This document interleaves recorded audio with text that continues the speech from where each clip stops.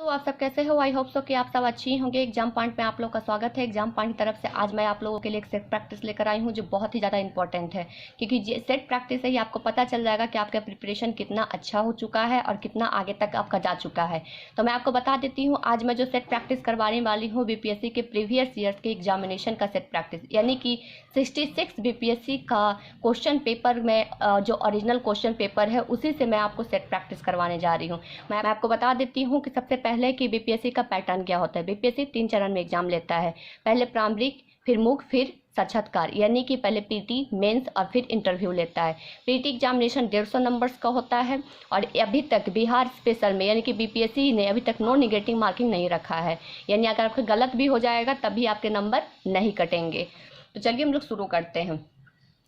तो देखिए, सबसे पहले मैं आपको बता देती हूँ कि दोनों लैंग्वेज में क्वेश्चन आते हैं, हिंदी और इंग्लिश दोनों लैंग्वेज में क्वेश्चन आते हैं। जो भी स्टूडेंट को हिंदी नहीं समझ में आएगा वो इस तरफ इंग्लिश का भी ये क्वेश्चन का देख लेंगे। मैं हिंदी में बताऊंगी आपको, और जो स्टूडेंट इंग्लिश में है, जो इंग्लिश को पढ़ते हैं, इंग्लिश में समझते हैं, वो इंग्लिश वाले क्वेश्चन खुद से देख लें।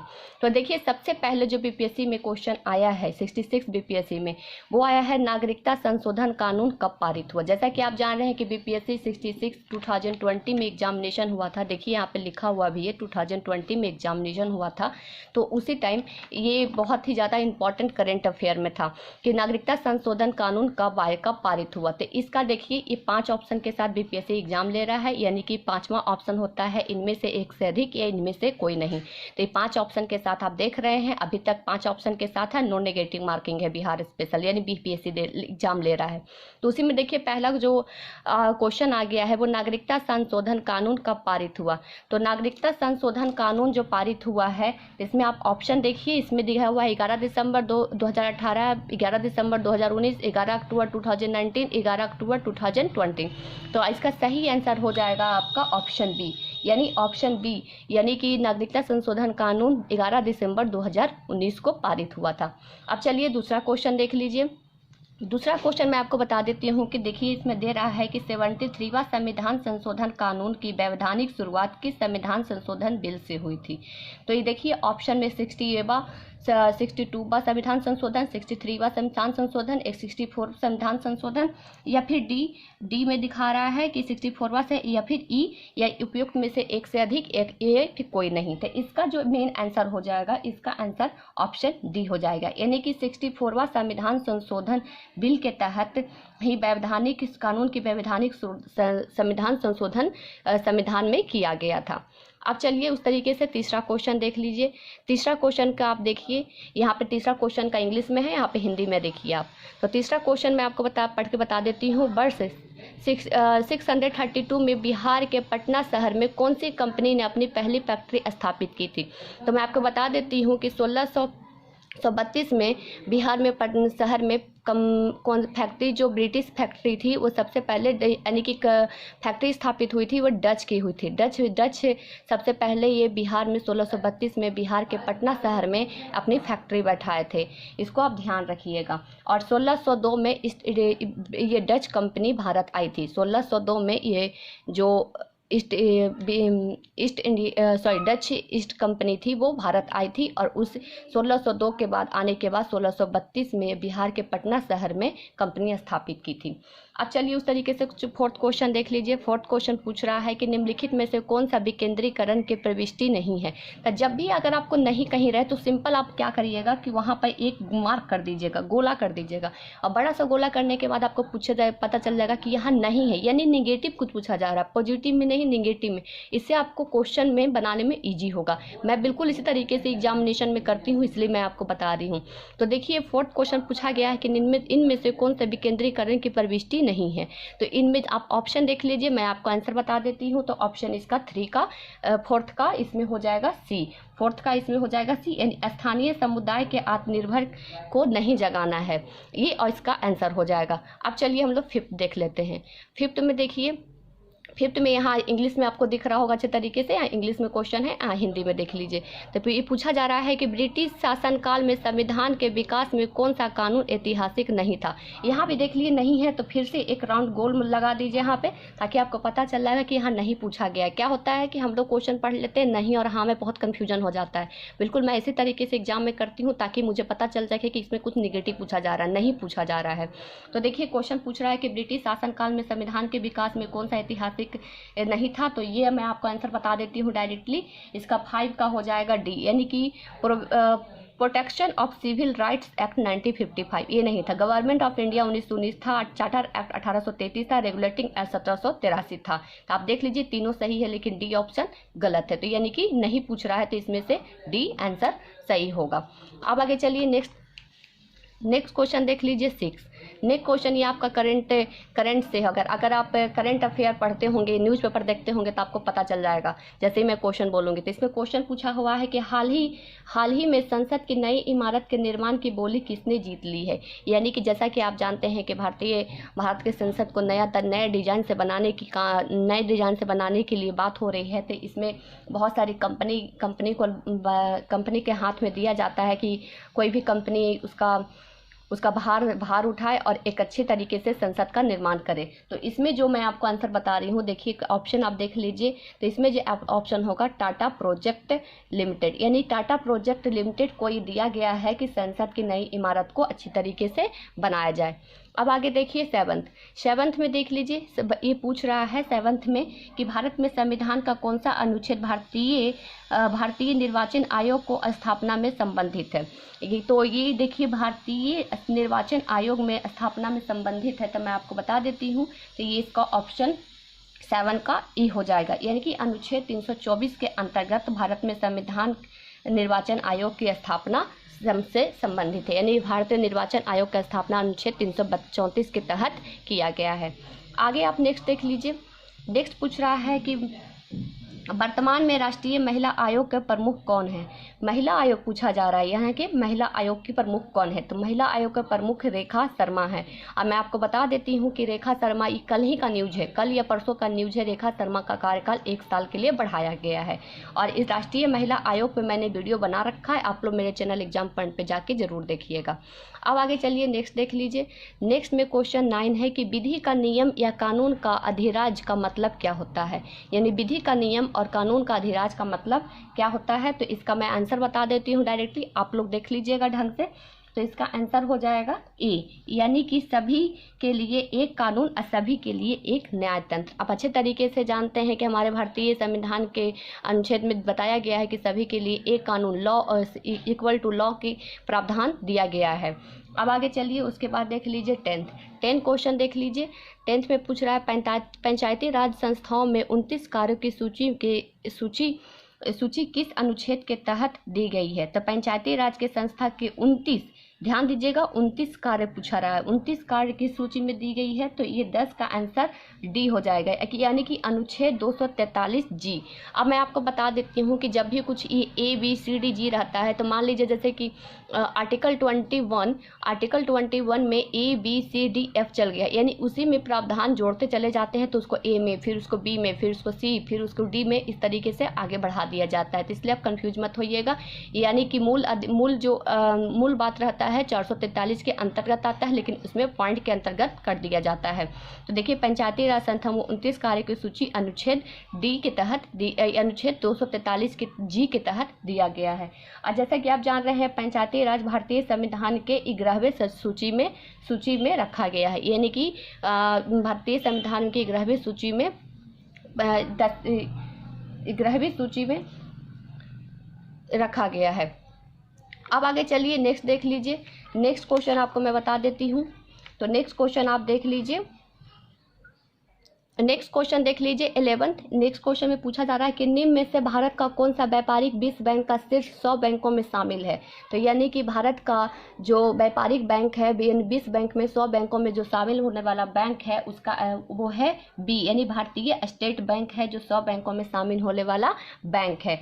आप इसको अच्छे तरीके से देख लीजिएगा। नेक्स्ट क्वेश्चन देखिए, भारत सरकार 2020 से 21 के बजट में एक नई योजना जिसका नाम है निर्भीक, इसको आप ध्यान रखिएगा, बहुत ही ज़्यादा इंपॉर्टेंट है, मैं अंडरलाइन कर रही हूँ। निर्भीक की घोषित की है। अर्थव्यवस्था में निम्न में से कौन सा क्षेत्र में इस योजना के लाभान्वित होंगे, यानी इस योजना में क्या क्या क्या लाभान्वित होंगे। तो देखिए इसमें जो 12th का जो आंसर है ये डी, यानी कि निर्यात के क्षेत्र में इसे निर्भीक के द्वारा काम किया जाएगा, निर्यात के क्षेत्र में किया जाएगा। देखिए दोनों का नाम बहुत ही मिला जुला है, इसलिए आपको जल्दी से याद हो जाएगा। निर्भीक जो एक भारत सरकार द्वारा एक लॉन्च की गई है, उसके तहत निर्यात क्षेत्र में काम किया जाएगा। अब आगे देखिए 13 में देखिए बिहार सरकार ने 1 अप्रैल 2019 में सार्वजनिक वित्तीय प्रबंधन प्रणाली CFMS शुरू की है। यह प्रणाली क्या है? तो CMFS प्रणाली ये आपका ऑप्शन ए हो जाएगा। इसके तहत मैं आपको बता देती हूँ क्या क्या क्या होंगे। तो राज्य के समस्त वित्तीय कार्यपालकों एवं ऑनलाइन कागज रहित बनाई जाएगी, यानी कि जितने भी वित्तीय कार्यकलाप होंगे उसको ऑनलाइन किया जाएगा, यानी कागज रहित, जिसका उद्देश्य, यानी कागज रहित तो आप समझ रहे हैं इसका उद्देश्य एक ही रहेगा कि पेड़ को काटने से बचाना है, और जो कागज अगर कम इस्तेमाल होगा तो पेड़ को संरक्षित मिल जाएगा, यानी कि संरक्षित किया जा सकता है। अब आगे देखिए 14 क्वेश्चन नंबर 14। तो क्वेश्चन नंबर 14 में आपसे पूछा जा रहा है कि भारत सरकार ने 2 जनवरी 2020 में बिहार राज्य में कृषि कर्मक, ध्यान दीजिएगा यहाँ पे, कृषि कर्मक पुरस्कार प्रदान किया है। यह पुरस्कार दिया गया है, तो ये पुरस्कार दिया गया है, ऑप्शन ए होगा। ये मक्का एवं गेहूं के उत्पादन के लिए दिया गया है। अब मैं आपको बता देती हूँ कि देखिए बिहार में मक्का और गेहूँ का उत्पादन आगे रहा है, तथा मक्का उत्पादन में बिहार का स्थान भारत में 3रा नंबर पे है, यानी कि 2020 में सबसे ज़्यादा अगर उत्पादन हुआ बिहार में तो मक्का और गेहूं के उत्पादक में, और इसी में क्रमक पुरस्कार दिया है। तो आप देख लीजिए ये बिहार स्पेशल से क्वेश्चन पूछा हुआ है, यानी करंट, यानी बिहार के करंट से क्वेश्चन पूछा हुआ है। अब चलिए आगे देख लीजिए। आगे देखिए इसे पूछ रहा है बिहार सरकार ने अगस्त 2018 में एक नई योजना में सतत जीविकापार्जन की इस योजना के उद्देश्य क्या है? तो सतत जीविकापार्जन का उद्देश्य, इसका मैं आपको आंसर बता देती हूँ डायरेक्टली। तो इसका आंसर हो जाएगा ऑप्शन सी, इन्हें अत्यधिक गरीबी परिवार को सतत आय के सृजन करने वाली परिसंपत्ति प्रदान किया ना, यानी जीविकापार्जन का मतलब सिर्फ एक ही होता है कि जो भी नीचे स्तर के लोग हैं उनके जीवन को ऊपर उठाने के लिए ये शुरुआत हुआ था। और देखिए इसमें डेट एकदम बिल्कुल सही लिखा हुआ है, अगस्त 2018, यानी मैं आपको बता देती हूँ ये जो जीविकापार्जन शुरू हुआ था 5 अगस्त 2018 को शुरू किया गया था। इसको आप कहीं भी मेंशन करके लीजिएगा। चलिए अब आगे देखिए क्वेश्चन, बिहार सरकार के साथ निश्चय में से निम्न में से कौन सा सम्मिलित नहीं है? यानी कि बिहार सरकार का 7 निश्चय योजना, अब 7 निश्चय योजना 2 चल रहा है। अब जो पहला 7 निश्चय योजना जब अच्छे कंप्लीट हो जाता है तो बिहार सरकार उसके लिए उसी के तहत सरकार ये 7 योजना 2 चला रही है। अगर आप मेरा योजना वाला वीडियो देखे होंगे बिहार सरकार की योजनाएं तो आपको सब पता चल गया होगा।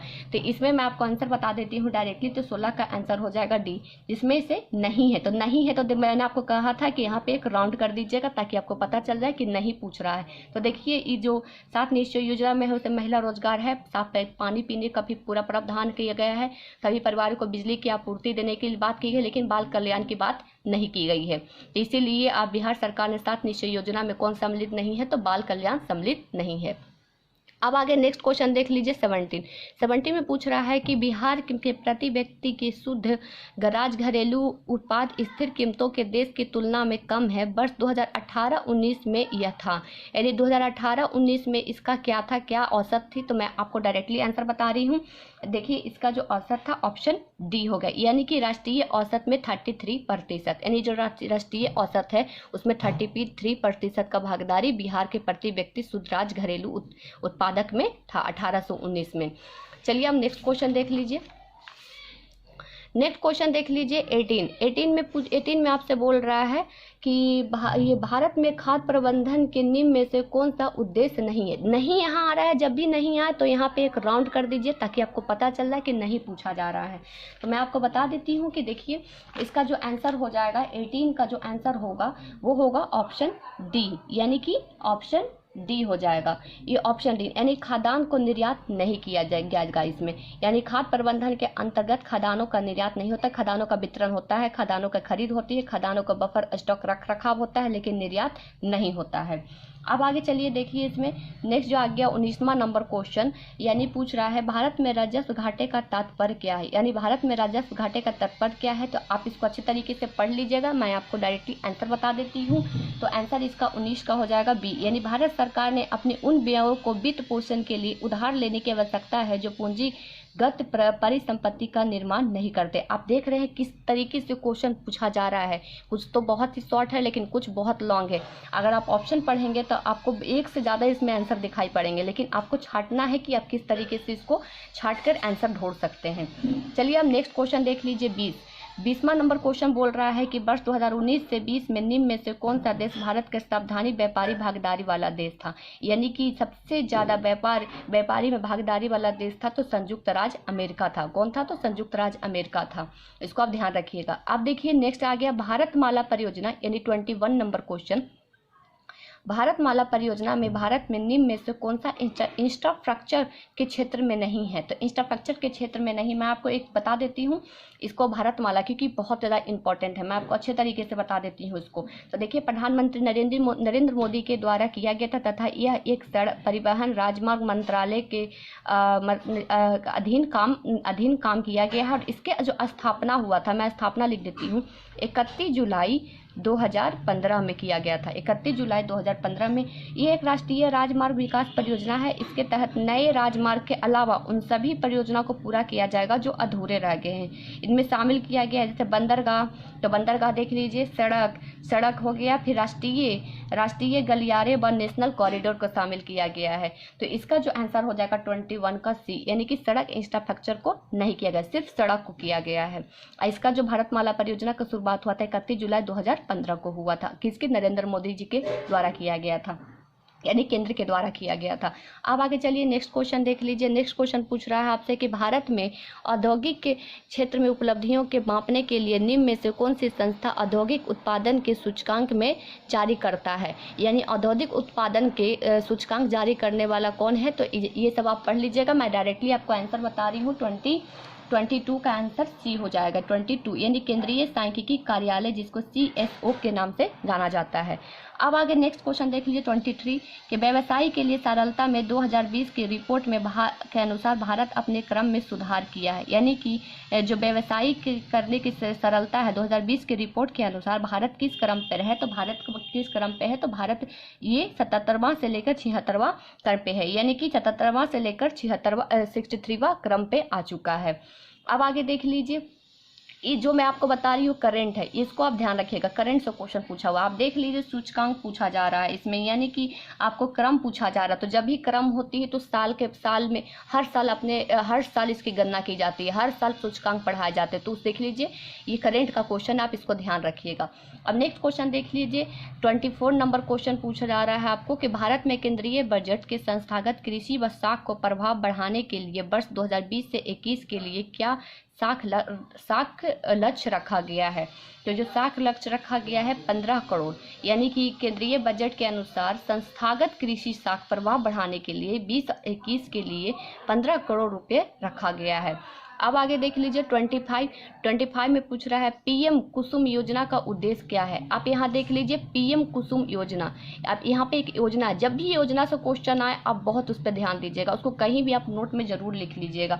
तो मैं आपको बता देती हूँ जो PM कुसुम योजना है, तो देखिए कुसुम योजना के अंतर्गत किसान की उनकी समस्याओं को दूर करने के लिए केंद्र की मदद से मोदी सरकार के द्वारा ये योजना लाया गया है, जिसके जरिए किसान अपनी जमीन पर सौर ऊर्जा उपकरण पंप लगाकर खेतों की सिंचाई कर सकते हैं और अपने जमीन पर सोलर पैनल लगाकर इसमें बनने वाली बिजली का इस्तेमाल अपने खेती के लिए इस्तेमाल कर सकते हैं। तो आप देख लीजिए जो भी मैंने आपको बोला वो सारे के सारे, यानी कि किसान डीजल किरोसिन निर्भरता समाप्त कर 50% सौर ऊर्जा को जोड़ सकते हैं, यानी ऑप्शन डी इसमें सही हो जाएगा।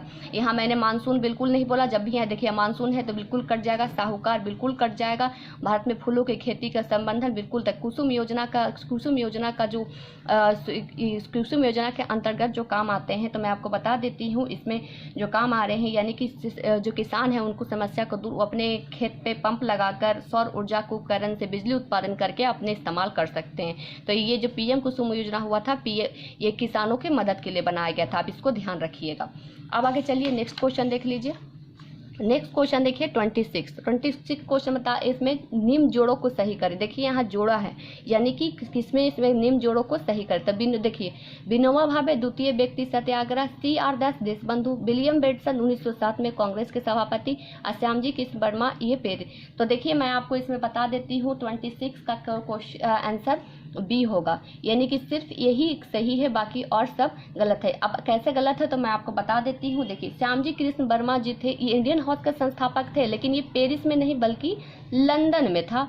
ये जो इंडियन हाउस का जो था ये लंदन में था। और श्यामजी कृष्ण वर्मा भी बिल्कुल सही है, लेकिन पेरिस नहीं लंदन था। और ये जो था विलियम, ये जो आपको दिखा रहा है कि 1907 में जो विलियम वेंडरबर्न जो कांग्रेस का सभापति थे, तो ये बिल्कुल गलत है। यहाँ के जो सभापति थे वो भी राम बिहारी बोस थे। और इसी 1907 में जो कांग्रेस दो दल में बट गई थी, नरम दल और गरम दल, तो ये बिल्कुल भी नहीं होगा। ये विलियम नहीं बल्कि राम बिहारी बोस थे, आप इसको लिख लीजिएगा। विनोबा भावे बिल्कुल सही है, क्योंकि विनोबा भावे एक स्वतंत्रता सेनानी थे, साथ ही साथ इनका मूल नाम विनायक नरहरि भावे था। अब इसको ध्यान रखिए, मैं एक बार और रिपीट कर देती हूँ। जो विनोबा भावे था उनके एक स्वतंत्रता सेनानी थे, और उनका जो नाम मूल नाम था वो विनायक नरहरि भावे था, और बाद में इनका नाम विनोबा भावे पड़ा था। ये प्रथम व्यक्ति थे जो भूदान आंदोलन शुरू किए थे, इसको आप ध्यान रखिएगा। ये श्यामजी कृष्ण वर्मा ये इंडियन हाउस के बिल्कुल संस्थापक है, लेकिन पेरिस में इंडियन हाउस नहीं है बल्कि लंदन में है। ये इंडियन जो हाउस था एक हॉस्टल था, ये ध्यान दीजिएगा, एक हॉस्टल था। अब आगे देखिए 27 नंबर क्वेश्चन। 27 में पूछ रहा है कि भारतीय राष्ट्रीय कांग्रेस द्वारा किस दिन पूर्ण स्वराज दिवस में घोषणा की गई थी। ये पूर्ण स्वराज जो हुआ था, ये पूर्ण स्वराज की घोषणा अगर आपको पता होगा तो आप अच्छे तरीके से इसका आंसर मानते। 26/1/1930 को, और इसी के 26 जनवरी को ही स्वाधीनता दिवस के रूप में मनाया जाता है, यानी कि पूर्ण स्वराज के रूप में इसे मनाया जाता है। और आज हम लोग हर साल 26 को ही पूर्ण स्वराज दिवस के स्वाधीनता दिवस के रूप में मनाते हैं, जिसको आप ध्यान रखिएगा। ये आपका जो क्वेश्चन आ रहा है वो इंडियन हिस्ट्री का पार्ट है। इंडियन हिस्ट्री का पार्ट में मॉडर्न इंडिया का पार्ट है। मॉडर्न इंडिया अगर आप पढ़ेंगे, यानी कि मॉडर्न इंडिया में जब पढ़ेंगे तो आपको पता चल जाएगा कि 1930 में इस स्वाधीनता पूर्ण स्वराज की मांग की गई थी, और इसी पूर्ण स्वराज को ही 26/1/1930 में रखा गया था। और अभी जो 26 को ही हम लोग ये पूर्ण स्वाधीनता दिवस के रूप में मनाते हैं, इसको आप ध्यान रखिएगा। अब आगे देखिए नेक्स्ट क्वेश्चन है कि बिहार की स्थापना कब की गई थी। तो अब बहुत अच्छे तरीके से क्वेश्चन आपको पता होगा इसका कि बिहार की स्थापना कब की गई थी। तो बिहार की जो स्थापना की गई थी वो है 1912 में। अब मैं आपको बता देती हूँ कि 1911 में इंग्लैंड के जो राजकुमार थे वो आए थे, और एक दिल्ली दरबार लगा था, उसी में घोषणा किया गया था। उसके बाद 1912 में बिहार की स्थापना की गई थी, इसको आप ध्यान रखिएगा। अब देखिए उसके बाद नेक्स्ट क्वेश्चन देखिए, बहुत ही ज़्यादा इजी है, लेकिन यहीं पे बहुत सारा स्टूडेंट फंस गए थे, और मुझसे भी गलती हुआ था। मुझसे ये गलती हुआ था कि मुझे कलर करना था किसी और ऑप्शन में, और मुझसे गलती से कलर हो गया था किसी और ऑप्शन में, और ये ऑप्शन में गलत जो कलर हुआ उसकी वजह सिर्फ एक ही था, क्योंकि टाइम बहुत कम था। जब मैं क्वेश्चन हैंडल कर रही थी तो बहुत ही कम टाइम था, और प्रेशर की वजह से मुझसे ये गलती हो गया था। बाद में मुझे अभी तक मुझे इससे अफसोस है कि मैंने इतना आसान क्वेश्चन को गलती किया था। तो देखिए ये जो 29 में क्वेश्चन पूछा जा रहा है कि बिहार में तिनकठिया पद्धति के नील की खेती के लिए कितना भूमि का कितना भाग अमानत रखा गया था। जैसे जानते हैं तिनकठिया पद्धति आप जानते हैं तो 3/20 पे था। कितने पे था? तो 3/20। चंपारण नील आंदोलन जो हुआ था 3/20 पे था। इसका जो सही आंसर हो जाएगा 3/20। अब देखिए 1/10 बिल्कुल नहीं, इसको छाटिए। अगर आप एलिमिनेशन मेथड अपनाएंगे तो 1/10 तो बिल्कुल नहीं था। हाँ 1/3, तो आप इसमें कंफ्यूज मत होइएगा, यहाँ 3/20 पे था। कहाँ पे? तो 3/20 पे था, तब इसको ध्यान रखिएगा। अब नेक्स्ट क्वेश्चन देख लीजिए। नेक्स्ट क्वेश्चन जो आ रहा है 30 में पूछा जा रहा है बिहार के प्रथम मुख्यमंत्री कौन है। तो ये आपको अच्छे तरीके से मैंने बहुत बार रिपीट किया है बिहार स्पेशल में कि बिहार के प्रथम मुख्यमंत्री श्री कृष्ण सिंह थे। अब आगे नेक्स्ट को देखिए, इस सारे बिहार स्पेशल आ रहे हैं। अब बिहार स्पेशल आना शुरू हो गया। अब देख लीजिए कि कैसे बिहार स्पेशल में यानी बीपीएससी में किस तरीके से बिहार स्पेशल से क्वेश्चन पूछे जा रहे हैं। तो देखिए बिहार में कांग्रेस का प्रथम अधिवेशन कहाँ रखा गया था। तो देखिए बिहार में जो कांग्रेस का प्रथम अधिवेशन रखा गया था, पटना के बांकीपुर में रखा गया था। अब मैं आपको बता देती हूँ, जो रखा गया था 1912 में रखा गया था। कब? तो 1912 में। और एक चीज़ यहाँ पे आप 30 में ध्यान रखिएगा कि बिहार के प्रथम मुख्यमंत्री श्री कृष्ण थे, लेकिन बिहार के प्रथम राज्यपाल जयराम दौलत राम थे। ध्यान रखिएगा, जयराम दौलत राम बिहार के प्रथम राज्यपाल थे और बिहार के प्रथम मुख्यमंत्री श्री कृष्ण थे। और 31 जो क्वेश्चन है कि बिहार में कांग्रेस से का अधिवेशन कहाँ रखा गया था, तो पटना के बांकीपुर में 1912 में रखा गया था। और इस अधिवेशन के अध्यक्षता कर रहे थे R.A. माधुलंकर कर रहे थे। मैं लिख देती हूँ, आप लोग के लिए अच्छा रहेगा। R.N. माधुलंकर कर रहे थे, माधोलंकर कर रहे थे। और एक चीज बता देती हूँ, ये जो कांग्रेस का था, ये कांग्रेस का 28वां संविधान यानी 28वां अधिवेशन था। ये यानी कांग्रेस का 28वां अधिवेशन बिहार में हुआ था, बिहार के बांकीपुर में 1912 में, जिसकी अध्यक्षता R.N. माधुलंकर कर रहे थे। अब आगे चलिए, नेक्स्ट देखिए 32 क्वेश्चन पूछ रहा है, ये बहुत ही ज़्यादा इंपॉर्टेंट है। देखिए जयप्रकाश नारायण की कौन सी उपाधि दी गई। जैसे कि आप जानते हैं बहुत सारे महापुरुष हैं, उनको अपना एक निकनेम दिया गया है, उपाधि दी गई है। तो जयप्रकाश नारायण को लोकनायक की उपाधि दी गई, यानी लोकनायक जयप्रकाश नारायण। जब इनको उपाधि मिली थी, इनका नाम हो गया लोकनायक। ये बिहार के फ्रीडम फाइटर्स थे और इन्हीं के नाम पे बिहार के पटना में जो हवाई अड्डा है उसका नाम रखा गया है लोकनारायण जयप्रकाश हवाई अड्डा नाम से जाना जाता है। तो जब भी अगर आप ध्यान रखिएगा इसको, मेरा निक नेम वाला आप वीडियो जरूर देखिएगा एग्जाम पॉइंट पे जाके। मैंने इस पे बहुत अच्छे तरीके से बनाया है कि बिहार के जो इंपॉर्टेंट महापुरुष थे उनका निक नेम कौन है, यानी उनको कौन कौन सी उपाधि दी गई है, इसके बारे में बहुत अच्छे तरीके से मैंने बताया है। आप लोग जरूर जाके देखिएगा। तो आप लोग ध्यान रखिएगा कि जयप्रकाश नारायण को लोकनायक की उपाधि दी गई है। अब देखिए नेक्स्ट क्वेश्चन, देखिए नेक्स्ट क्वेश्चन जो आ रहा है वो पूछ रहा है कि निम्न में से किस कॉलेज में गांधी जी ने पढ़ाई की थी। देखिए क्वेश्चन कहाँ से पूछ रहा है, आपको समझ में आ रहा होगा कि देखिए गांधी जी ने जो पढ़ाई किया किस कॉलेज से, उसका नाम पूछा जा रहा है। तो देखिए मैं आपको आंसर बता देती हूँ, इसका जो आंसर हो जाएगा ए हो जाएगा, यानी कि श्यामल दास कॉलेज भावनगर। यानी ध्यान रखिएगा, भावनगर में एक श्यामलाल दास कॉलेज है जहाँ पे गांधी जी ने पढ़ाई की थी और गांधी जी ने लॉ का पढ़ाई किया था, यानी विधि का ज्ञान लिया था और विधि का पढ़ाई करके वकालत की पढ़ाई जो की थी वो श्यामल दास कॉलेज भावनगर में की थी। अब चलिए नेक्स्ट क्वेश्चन देख लीजिए। नेक्स्ट क्वेश्चन पूछ रहा है, इनमें से किसने 1857 के विद्रोह में सक्रिय भाग लिया था। तो इसका जो आंसर हो जाएगा आपका 34 का ई ऑप्शन हो जाएगा। अब ध्यान दीजिए ई, अब ई की क्यों है यहाँ पे, तो मैं आपको अच्छे तरीके से बता दूं। देखिए नाना साहब बिल्कुल कानपुर में थे, बेगम हजरत महल बिल्कुल लखनऊ में 1857 में सक्रिय थे, मौलवी अहमदुल्ला ये बिल्कुल फैजाबाद में थे, अब बेगम जिन्नत महल ये बिल्कुल दिल्ली में थे। ये सारे सही हैं। जब भी आपका एक से ज़्यादा क्वेश्चन अगर आप सही रहेगा तो आप ई लगाइएगा, क्योंकि एक से ज़्यादा और एक से इनमें से कोई नहीं, ई ऑप्शन ई में रखा गया है। अब आगे देखिए 35 क्वेश्चन। 35 में पूछ रहा है, किस अधिनियम के बारे में जवाहरलाल नेहरू ने कहा कि हमें एक ऐसी कार दी गई है जिसमें सब ब्रेक थे लेकिन किंतु इंजन ही नहीं है। यानी जवाहरलाल नेहरू ने एक तथ्य कहा जिसमें कहा कि हमें एक ऐसी बिग कार दी गई है जिसमें तो ब्रेक हैं लेकिन इंजन ही नहीं है। ये किस अधिनियम के बारे में कहा गया था, तो मैं आपको बता देती हूँ। ये जो अधिनियम के बारे में बोला गया था 1935 के अधिनियम को कहा गया था। 1935 के अधिनियम के बारे में जवाहरलाल नेहरू ने कहा था कि हमें एक ऐसी ब्रेक दी गई है जिसमें ऐसी कार दी गई है जिसमें ब्रेक तो है लेकिन इंजन ही नहीं है। तो आप बिल्कुल इस कथन को याद रखिएगा, आपसे क्वेश्चन पूछ दिया जा सकता है अगर आने वाले एग्जामिनेशन में कि जवाहरलाल नेहरू ने जो कहा था कि हमें एक ऐसी कार दी गई है जिसमें ब्रेक तो है पर इंजन नहीं है, ये किस अधिनियम में था, 1935 में। और ये जो अगर एक तरीके से और क्वेश्चन पूछ दिया जाएगा कि ये किसने कहा था कि हमें एक ऐसी कार दी गई है जिसमें ब्रेक तो है लेकिन इंजन नहीं है, तो अगर आपको पता रहेगा तो आप बता सकते हैं कि जवाहरलाल नेहरू ने कहा था। अब आगे चलिए नेक्स्ट क्वेश्चन देख लीजिए। अब देखिए दांडी यात्रा कितने दिन चली थी, तो मैं आपको बता देती हूँ। ये जब दांडी यात्रा चली थी ये 24 दिन के लिए चली थी, 24 दिन। मैं आपको बता देती हूँ कि 24 दिन में 340 किलोमीटर का सफ़र तय किया गया था। 24 दिन चली थी 340।